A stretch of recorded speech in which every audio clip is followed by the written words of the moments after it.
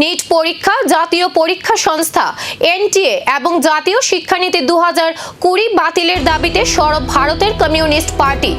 পাশাপাশি প্রশ্ন ফাঁসের ঘটনায় ক্ষতিগ্রস্ত পড়ুয়া ও আন্দোলনকারীদের নিয়েও একাধিক দাবি তুলেছে দলের পক্ষ থেকে দাবি করা হয়েছে নিট প্রশ্ন ফাঁসের ঘটনায় ক্ষতিগ্রস্ত এবং আত্মহত্যাকারী ছাত্রছাত্রীদের পরিবারের জন্য উপযুক্ত ক্ষতিপূরণের ব্যবস্থা করতে হবে। এছাড়াও নিটকে কেন্দ্র করে দেশজুড়ে আন্দোলনে অংশ নেওয়া ছাত্রছাত্রীদের বিরুদ্ধে দায়ের হওয়া সমস্ত ফৌজদারি মামলা প্রত্যাহার এবং গ্রেফতার হওয়া ছাত্র ও যুব নেতৃবৃন্দকে অবিলম্বে মুক্তি দেওয়ার দাবিও জানিয়েছে সিপিআই।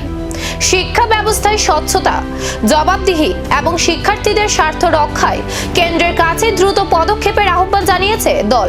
2014 সালে আমাদের দেশে আরএসএস পরিচালিত বিজেপি সরকার গঠিত হয়েছে। এই সরকার গঠিত হওয়ার পর দেশের সংবিধান থেকে শুরু করে অর্থনীতি এবং সব কিছু মোটামুটি ভেঙে দিয়েছে। মানুষের যে কথা বলার অধিকার তা খর্ব করে দিয়েছে, সংবিধানকে একেবারে অকেজু করে দিয়েছে, অর্থনীতিকে একটু দুর্বল করে দিয়েছে। পাশাপাশি আমাদের দেশে যে শিক্ষা ব্যবস্থাকে একেবারে পঙ্গু করে দিয়েছে। এখন শিক্ষা ব্যবস্থা তার নতুন শিক্ষা ব্যবস্থা চালু করেছে, জাতীয় শিক্ষানীতি 2020। এই শিক্ষানীতির উদ্দেশ্য হলো সাম্প্রদায়িকরণ, মেরুকরণ, কেন্দ্রীকরণ এবং বাণিজ্যকরণ। এটাকে অবিলম্বে বাতিল করতে হবে।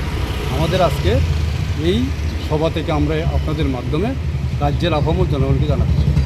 পাশাপাশি এনটিএ যে একটা সংস্থা, ন্যাশনাল টেস্টিং এজেন্সি, এর মাধ্যমে যে পরীক্ষাগুলি নেওয়া হচ্ছে এবং এটাকে বাতিল করতে হবে, ভেঙে দিতে হবে এটা। তারপর যদি ছাত্রদের প্রশ্ন ফাঁস এবং বেকারদের চাকরি ক্ষেত্রে যে পরীক্ষাগুলি হয় এগুলি সঠিকভাবে হয়।